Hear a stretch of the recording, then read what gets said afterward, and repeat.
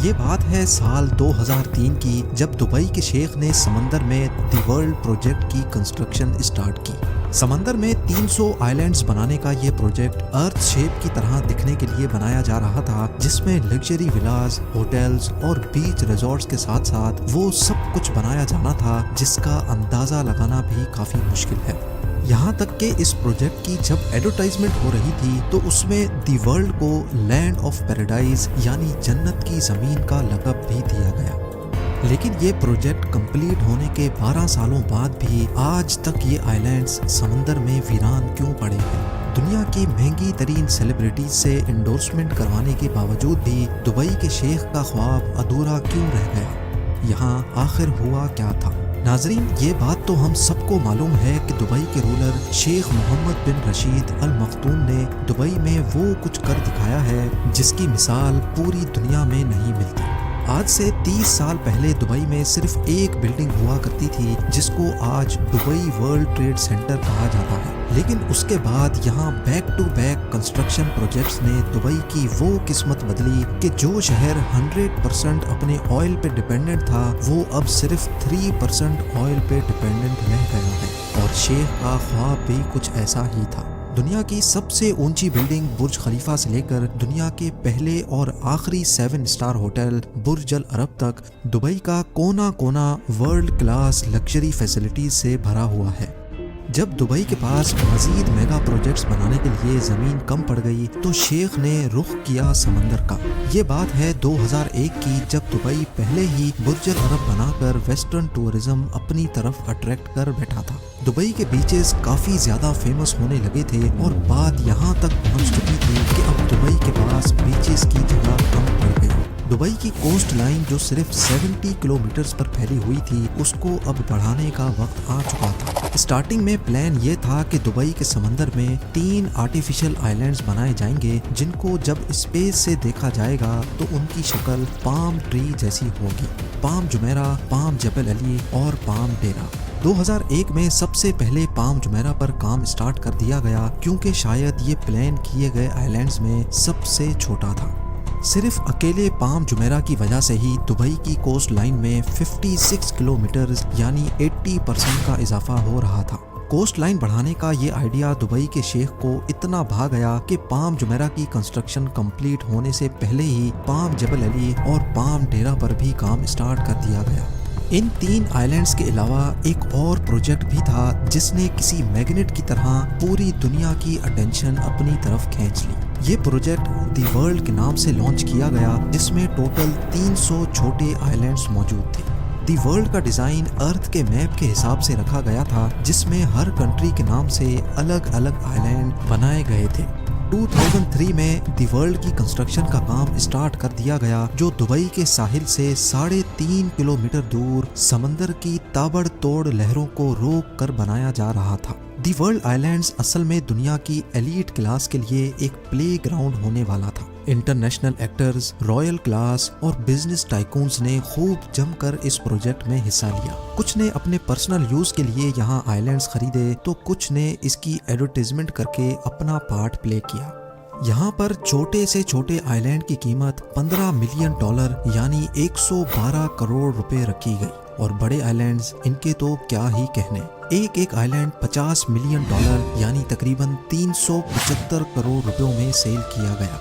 जिस तरह दुबई को पास्ट प्रोजेक्ट्स में भरपूर कामयाबी मिली थी इसी तरह दी वर्ल्ड में भी मिली। कंस्ट्रक्शन कंप्लीट होने से पहले ही 2008 में 60% से भी ज्यादा आइलैंड्स सेल आउट हो चुके थे। लेकिन सवाल ये है कि समंदर में रेत से बने इन आइलैंड्स की इतनी ज्यादा कीमत क्यों रखी गई? पहली बात तो ये है कि ये इतना आसान काम नहीं है। ठाठी मारते हुए समंदर में एक छोटा सा आइलैंड भी बनाना बहुत मुश्किल होता है। यहाँ तो फिर दुबई ने 300 आइलैंड्स बनाए थे। सिर्फ एक आइलैंड को बनाने में इतनी ज्यादा रेत इस्तेमाल हुई थी कि उससे एक पूरा क्रिकेट स्टेडियम टॉप से लेकर बॉटम तक भरा जा सकता है। अगर पत्थरों की बात की जाए तो दी वर्ल्ड आइलैंड्स में इस्तेमाल होने वाले पत्थरों का वजन 5.5 लाख ट्रेन इंजन्स के वजन के बराबर बनता है। 9 किलोमीटर लंबा और 6 किलोमीटर चौड़ा ये प्रोजेक्ट बनाने में दुबई गवर्नमेंट को 14 अरब डॉलर खर्च करने पड़े। इस रकम से दुबई 9 बुर्ज खलीफा या फिर 14 बुर्ज अल अरब जैसे 7 स्टार लग्जरी होटल्स बनवा सकता था। लेकिन शेख को ना सिर्फ दुबई की जमीन बल्कि यहाँ के समंदर से भी इनकम जनरेट करना थी, और यही वजह थी कि शेख समंदर में जन्नत की जमीन बनाना चाहते थे। तो फिर आखिर ऐसा क्या हुआ कि इतना ताम झाम करने के बावजूद भी पिछले 12 सालों से ये आइलैंड्स बिल्कुल वीरान पड़े हैं। दी वर्ल्ड आइलैंड्स के फेलियर में सबसे पहला रीजन इसका डिजाइन है। सबको यही उम्मीद थी कि प्रोजेक्ट का डिजाइन अर्थ के मैप के हिसाब से बनाया जाएगा, लेकिन प्रोजेक्ट कंप्लीट होने के बाद मालूम पड़ा कि ये अर्थ के डिजाइन से काफी ज्यादा अलग है। ज्यादातर आइलैंड्स की शेप एक्चुअल कंट्रीज की शेप से काफी मुख्तलिफ थी, जिससे इन्वेस्टर्स को काफी ज्यादा डिसअपॉइंटमेंट हुई। लेकिन सिर्फ डिजाइन का चेंज होना ही दी वर्ल्ड की नाकामी का रीजन नहीं था। 2008 में दी वर्ल्ड की लॉन्च रखी गई, जिसमें पूरे दुबई को फायरवर्क्स से चमका दिया गया था। जितना पैसा इस लॉन्च इवेंट में बहाया गया वो सारा का सारा बेमकसद साबित हुआ, क्योंकि ये वो वक्त था जब पूरी दुनिया को ग्लोबल फाइनेंशियल क्राइसिस ने घेर रखा था। दी वर्ल्ड के 60% आइलैंड्स इस फाइनेंशियल क्राइसिस से पहले ही सेल हो चुके थे, और इस क्राइसिस की वजह से ना सिर्फ वर्ल्ड आइलैंड्स बल्कि पूरे दुबई की प्रॉपर्टीज के रेट्स जमीन पर आ गिरे। फाइनेंशियल क्राइसिस की वजह से जिन एलिट्स ने ये आइलैंड्स खरीद रखे थे उन्होंने भी यहाँ कंस्ट्रक्शन का काम नहीं करवाया। वक्त गुजरता गया और इसी दौरान एक और मसला खड़ा हो गया। खाली पड़े आइलैंड्स आहिस्ता आहिस्ता समंदर की नजर होने लगे। ये नोटिस किया गया कि कई आइलैंड्स इरोजन की वजह से समंदर के नीचे जा चुके हैं। ये खबर जहां अपने तौर पे काफी डेंजरस थी, वहीं मीडिया कवरेज ने लोगों का इस प्रोजेक्ट पर ट्रस्ट मजीद कम कर दिया।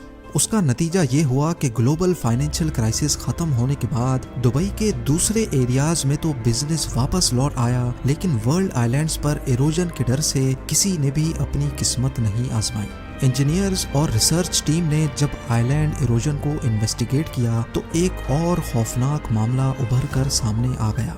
पाम जुमेरा, पाम जबल अली और पाम डेरा के साथ साथ वर्ल्ड आइलैंड्स की कंस्ट्रक्शन में इस्तेमाल होने वाली रेत पर्शियन गल्फ के समंदर से ही ट्रेजर के जरिए निकालकर आइलैंड साइट पर डंप की जाती थी। जिन शैलो वाटर्स में से रेत निकाली गई थी वहां पानी का दबाव बढ़ गया, जिसकी वजह से समंदर की वेव्स में काफी चेंजेस नोटिस की गई। वेव्स में चेंजेस की वजह से न सिर्फ आर्टिफिशियल आइलैंड्स बल्कि पूरे दुबई की कोस्ट लाइन में इरोजन देखी गई।